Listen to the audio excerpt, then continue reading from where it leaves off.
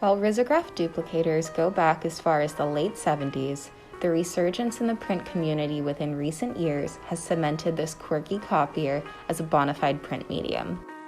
Our lab features a wide range of 10 different color drums, but the true puzzle of Riso is ideal efficiency.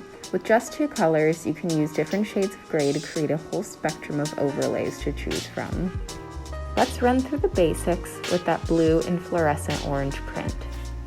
First, begin by printing out your color layers to scan. The risograph reads your images in shades of gray via a scanner bed, so make sure your layers are grayscaled to your desired levels of contrast. If we take a look under the light box, we can see the moments where our blue and orange will overlay to produce a brown shade, like in this spilling coffee here, and this bottle here. Just like in silkscreen, using registration marks can be a huge time saver. You can also notice a rectangular blank space at the bottom of the print. A roller that actually pulls our print into the machine is located there, and giving some buffer room ensures less of our prints to possibly be smudged by that roller. Those smudges look like this, but are easily erasable. Let's get our first color drum loaded into the machine. Open the door, push the green button next to the drum to unlock it, and grab the green handle on the front to pull the drum all the way out. Grab both back and front handles to lift the drum out of the cage and place it on a safe surface in the meantime. Have your next color at the ready and lift it out of its case. These small arrows on the side of the drum need to line up with these small arrows on the side of the cage. Lower your drum in slowly. Once properly placed, slide it into the machine and close the door. Always immediately put back the drum you aren't using. The front of the drum should rest on this styrofoam pillow.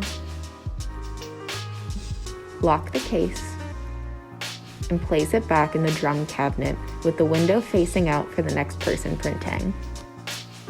Grab a sheet of test paper and place it in the paper entry tray. By unlocking the arms on the sides of the guides, you can adjust your paper width. To lock them back in place, switch the arms back downward. This switch is for setting your paper weight. Text weight is the thinner rectangle, and cardstock is the filled-in rectangle. Make sure you are switched to what you are printing with. The paper tray will raise up automatically for printing, but if you need to raise or lower the tray manually, you can do so by holding down on this green button. Store your printouts in the folder at the top of the machine for easy access. Grab your first layer, lift up the scanner top, and place it under the gridded guide. To ensure the roller touches down on that buffer area we included, lay your image down the opposite way you want it to be printed out. Imagery pointing toward the roller going in, so it will be facing away when coming out. Use the gridded guide to line up your printout with the 8.5 mark. If you are printing tabloid, line it up with the 11 mark. Lower the scanner top and push the master making button. These are the different settings for making our master. Line makes everything 100% and is most ideal for exclusively text. Photo provides the widest range of grays, but most of those grays tend to be on the lighter side, so your overall image is typically lighter. And Duo grabs our line, makes it 100%, and creates a supplemental range of grays based on that 100%. You can also choose if your priority is line or that range of grays. Hit clear and enter 1 since we're only making one master, and start the scanning process. After the master making process, the machine will spit out your first test print. You can adjust the amount of ink being put down using density, as well as the speed in which your prints are outputted. To run at a faster speed but maintain better registration, pop on the interval setting here.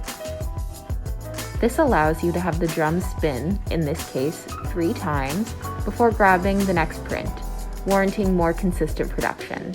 After you've run some tests and are happy with the results, proceed to your final stack. Right before your first color is done printing, prep your next color by pulling out the case, and placing your drum aside and at the ready.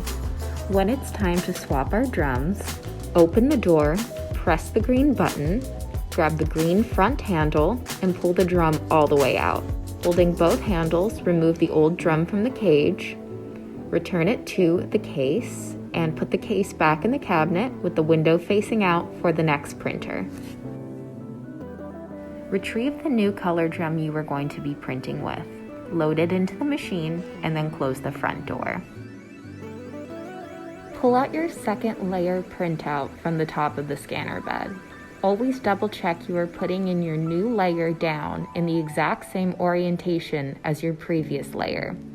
Once you've double checked, lower the scanner top and proceed to the master making process as you did before.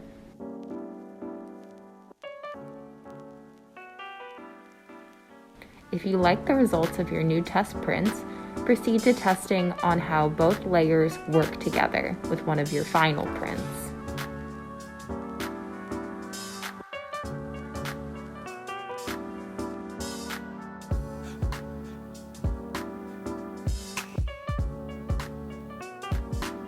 Riso will never have perfect registration, just by the nature of the medium, but we can improve it slightly. Referencing our reg marks, we can move horizontally using the print position buttons. To move vertically, we actually need to crank this wheel located on the print entry side in the opposite direction of where we want to move our orange layer.